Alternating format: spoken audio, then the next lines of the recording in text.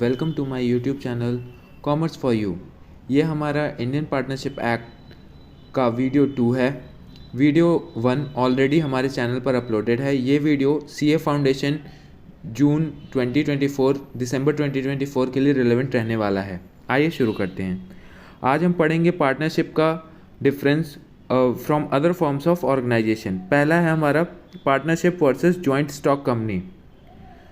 बात करते हैं अगर on the basis of legal statusship, तो हमारी पार्टनरशिप एक लीगल एंटिटी नहीं होती है, उसकी legal personality distinct from the personality of its constituent member नहीं होती है। मतलब हमारी जो पार्टनरशिप है वो अपने पार्टनर से अलग नहीं होती है। वहीं हमारी जॉइंट स्टॉक कंपनी एक सेपरेट लीगल एंटिटी मेंटेन करती है और ये डिस्टिंक्ट होती है फ्रॉम इट्स मेंबर्स। बात करते हैं हम एजेंसी की। In a firm every partner is an agent of the other partners as well as of the firm। इसका मतलब ये हुआ कि जो पार्टनर है वो एजेंट होता है अदर पार्टनर्स का और वो एजेंट की तरह एक्ट करता है फॉर द फर्म।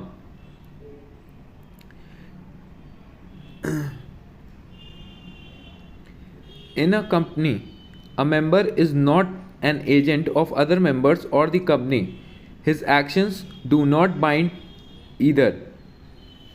कंपनी की बात करें तो मेंबर्स जो हैं वो एक दूसरे के एजेंट नहीं होते हैं और उनके एक्शंस कंपनी को बाइंड नहीं करते हैं और ना ही कंपनी के एक्शन मेंबर्स को बाइंड करते हैं। डिस्ट्रीब्यूशन ऑफ, अब देखते हैं डिस्ट्रीब्यूशन ऑफ प्रॉफिट्स कैसे होता है। पार्टनरशिप के केस में जो प्रॉफिट्स होते हैं वो डिस्ट्रीब्यूट हो जाते हैं पार्टनर्स के बीच में as per the terms of the partnership deed.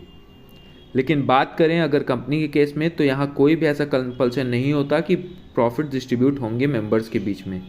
कुछ पोर्शन हम डिस्ट्रीब्यूट कर देते हैं एज डिविडेंड्स और कुछ पोर्शन जो है वो रिटेन कर लिया जाता है फर्म में। एक्सटेंट ऑफ लाइबिलिटी की बात करें तो पार्टनरशिप में पार्टनर्स की लाइबिलिटी अनलिमिटेड होगी। हर पार्टनर जो है लाइबल होगा for the debts of the firm incurred in the course of the business और ये डेट्स रिकवर किए जा सकते हैं from the private property of the partners. बात करें कंपनी की, बात की जाए कंपनी की, एक ऐसी कंपनी जो कि लिमिटेड है बाय शेयर्स, तो यहाँ पे लाइबिलिटी ऑफ शेयर्स जो होगी, शेयर होल्डर्स जो होगी वो लिमिटेड होगी to the amount unpaid on the shares. लेकिन अगर बात करें एक गारंटी कंपनी की तो लाइबिलिटी लिमिटेड होगी तो to the amount which the share holder has agreed. मतलब जितना शेयर होल्डर ने अग्री किया था कि वो पे करेगा in the event of being wound up, उतने के लिए उनकी लाइबिलिटी होगी। बात करते हैं प्रॉपर्टी की। जो फर्म आपकी फर्म की प्रॉपर्टी होती है पार्टनरशिप के केस में वो एक जॉइंट एस्टेट होती है ऑल दी पार्टनर्स की। लेकिन बात करें कंपनी की, इस केस में प्रॉपर्टी, जो कंपनी की प्रॉपर्टी होती है वो सेपरेट होती है अपने मेंबर्स से।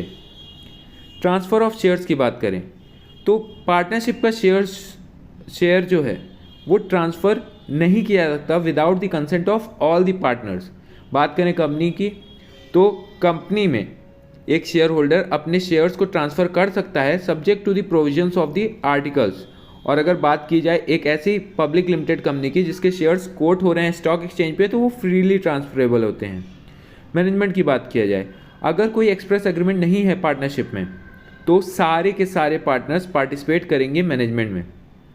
बात की जाए कंपनी की तो मेंबर्स इंटाइटल नहीं होते हैं unless they are appointed as directors. Members enjoy करते हैं right of attending the general meeting and voting where they can decide certain questions such as election of directors, appointment of directors etcetera. Registration की बात करें तो partnership का registration compulsory नहीं होता है। लेकिन एक कंपनी की बात करें तो कंपनी के केस में रजिस्ट्रेशन होना कंपलसरी है क्योंकि कंपनी एग्जिस्टेंस में ही नहीं आ सकती है विदाउट रजिस्ट्रेशन। वाइंडिंग अप की बात की जाए, पार्टनरशिप को हम कभी भी डिसॉल्व कर सकते हैं अगर सारे पार्टनर्स अग्री हो जाएं। लेकिन एक कंपनी जो होती है वो एक लीगल पर्सन होती है, उसका winding up national company law tribunal करता है या जब रजिस्ट्रार उसका नेम स्ट्रक कर देता है from the register of member से। ठीक है। नंबर ऑफ मेंबरशिप की बात की जाए पार्टनरशिप की तो पार्टनरशिप एक्ट कोई भी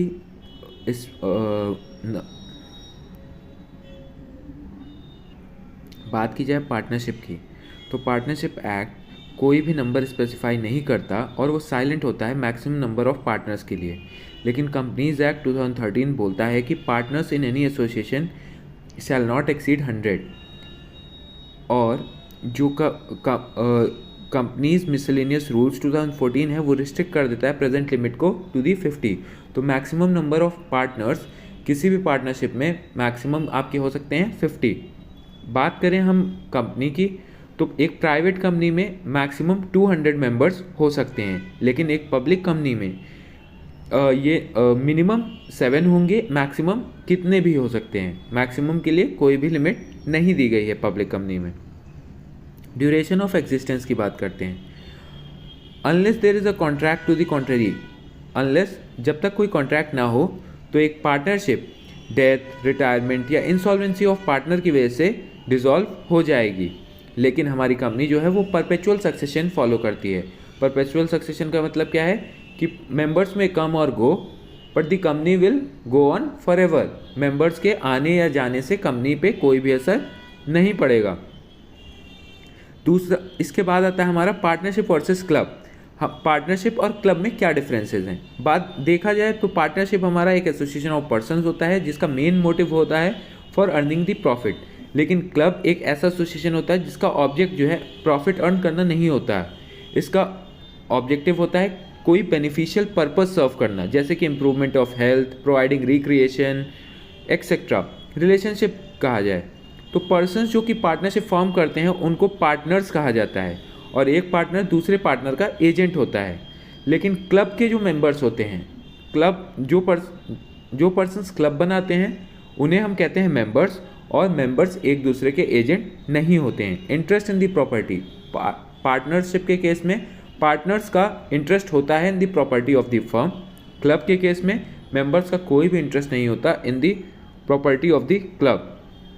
dissolution, a change in the partners of the firm affects its existence. अगर कोई भी पार्टनर्स में चेंज आता है तो उसकी एग्जिस्टेंस में, पार्टनरशिप की एग्जिस्टेंस में इफेक्ट आएगा। A change in the membership of the club does not affect its existence. Next बात करेंगे हम partnership versus Hindu undivided family. इसके बाद हम बात करेंगे partnership versus Hindu undivided family. Mode of creation देखते हैं। पार्टनरशिप के केस में पार्टनरशिप जो हमारी अग्रीमेंट से क्रिएट होती है, लेकिन राइट हिंदू अनडिवाइडेड फैमिली में क्रिएट होता है by status, means that is by birth. Death of the member की वजह से पार्टनरशिप में कोई डिसोल्यूशन हो जाएगा।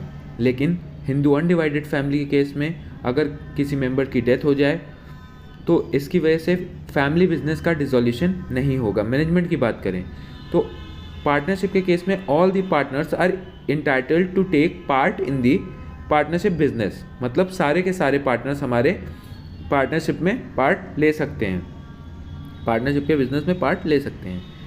लेकिन बात की जाए हिंदू अनडिवाइडेड फैमिली के लिए तो right of the management of joint family business generally किसके पास होता है? कर्ता के पास। कर्ता कौन हो सकता है? एक गवर्निंग मेल मेंबर हो सकता है या एक गवर्निंग फीमेल मेंबर हो सकती हैं। अथॉरिटी टू बाइंड, पार्टनरशिप के केस में पार्टनर जो है बाइंड कर सकता है अपने एक्ट से फर्म को। बात करें हिंदू अनडिवाइडेड फैमिली के केस में तो कर्ता या मैनेजर उसके पास अथॉरिटी होती है contract for the family business and other members in the family. Liability क्या होती है? पार्टनरशिप के केस में लायबिलिटी पार्टनर्स की अनलिमिटेड होती है। हिंदू अनडिवाइडेड फैमिली की बात करें तो केवल कर्ता की लायबिलिटी अनलिमिटेड होती है। Liability of all the other is limited to the extent of their shares in the profit. Calling for accounts on closure, जब हमारा बिजनेस क्लोज हो रहा है उस केस में पार्टनरशिप में एक पार्टनर सूट फाइल कर सकता है against the firm for accounts provided he also seeks the dissolution of the firm. केवल डिसोल्यूशन के समय एक पार्टनर चाहे तो केस फाइल कर सकता है फर्म पे फॉर अकाउंट्स। बात करें हिंदू अनडिवाइडेड फैमिली के केस में, अगर सेपरेशन हो रहा है ज्वाइंट फैमिली का तो मेंबर इंटाइटल नहीं होता to ask for accounts. Partnership के केस में गवर्निंग लॉ होता है हमारा इंडियन पार्टनरशिप एक्ट 1932, लेकिन ज्वाइंट हिंदू फैमिली की बिजनेस की बात करें तो ये गवर्न होता है by the Hindu law.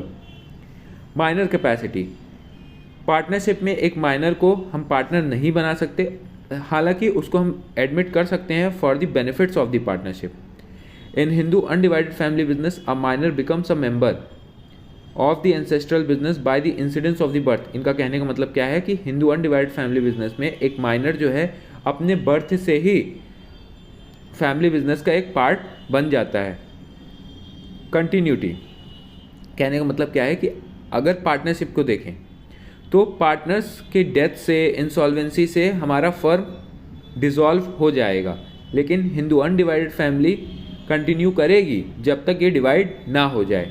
Number of members, partnership के केस में मैक्सिमम नंबर ऑफ मेंबर्स 50 हो सकते हैं। एचयूएफ के केस में maximum number of members unlimited हो सकते हैं। Share in the business, partnership के केस में हमारा जो शेयर होता है वो डिफाइंड बाय द अग्रीमेंट होता है। एचयूएफ के केस में को पार्टनर्स का कोई भी डेफिनेट शेयर नहीं होता, उनका इंटरेस्ट जो होता है वो फ्लक्चुएटिंग होता है। It is capable of being enlarge, इसको बढ़ाया भी जा सकता है। अब हम लोग बात करेंगे पार्टनरशिप वर्सेस को ओनरशिप, जिसको हम ज्वाइंट ओनरशिप भी कह देते हैं। इसका फॉर्मेशन, पार्टनरशिप का फॉर्मेशन अराइज होता है आउट ऑफ कॉन्ट्रैक्ट। ये कॉन्ट्रैक्ट एक्सप्रेस भी हो सकता है, इम्प्लाइड भी हो सकता है। को ओनरशिप की बात करें तो ये आइदर रिजल्ट करता है फ्रॉम एन अग्रीमेंट और by the operation of law, जैसे कि इनहेरिटेंस। पार्टनरशिप के केस में a partner is an agent of the other partners, लेकिन को ओनर्स के केस में एक को ओनर दूसरे को ओनर का एजेंट नहीं होता है। नेचर ऑफ इंटरेस्ट की अगर हम बात करें तो profits and losses have to be shared. इनका कहने का मतलब क्या है कि कम्युनिटी ऑफ इंटरेस्ट होता है, इस वजह से प्रॉफिट्स एंड लॉसेस आपस में बांटना पड़ेगा। लेकिन को ownership does not necessarily involve sharing of profits and losses. को ओनरशिप के केसेस में ज़रूरी नहीं है कि आप प्रॉफिट्स एंड लॉसेस को शेयर करो। ट्रांसफ़र ऑफ इंटरेस्ट, पार्टनरशिप का शेयर तभी ट्रांसफ़र होगा जब कंसेंट हो ऑल दी पार्टनर्स। को ओनर अपना राइट्स या interest in the property transfer कर सकता है without the consent of other को ओनर। अब हम बात करेंगे पार्टनरशिप वर्सेस एसोसिएशन की। Partnership means and involve setting up relation of agency between two और मोर persons who have entered into a business for gains with the intention to share the profits of such a business। इनका कहने का मतलब क्या है कि partnership हमारा set ही इसलिए किया जाता है क्योंकि दो लोगों के बीच में एक एजेंसी का रिलेशन बन सके और वो एंटर करेंगे इस एग्रीमेंट में, जिससे कि वो बिजनेस कैरी ऑन कर सकें और शेयर कर सकें प्रॉफिट्स को। एसोसिएशन इवॉल्व होता है out of the social cause और इसका मेन मोटो प्रॉफिट अर्न करना नहीं होता है। Intention is not to enter into the business for gains, मतलब यहाँ पे किसी भी तरीके का इंटेंशन नहीं होता कि आप बिजनेस में एंटर करो गेंस को कमाने के लिए। अब पार्टनरशिप के एग्जांपल देखें, partnership to run a business and earn profit thereon. Association की एग्जांपल देखें तो members of a charitable society और रिलीजियस एसोसिएशन और एन इम्प्रूवमेंट स्कीम और बिल्डिंग कोऑपरेशन और अ म्यूचुअल इंश्योरेंस सोसाइटी और अ ट्रेड प्रोडक्शन एसोसिएशन।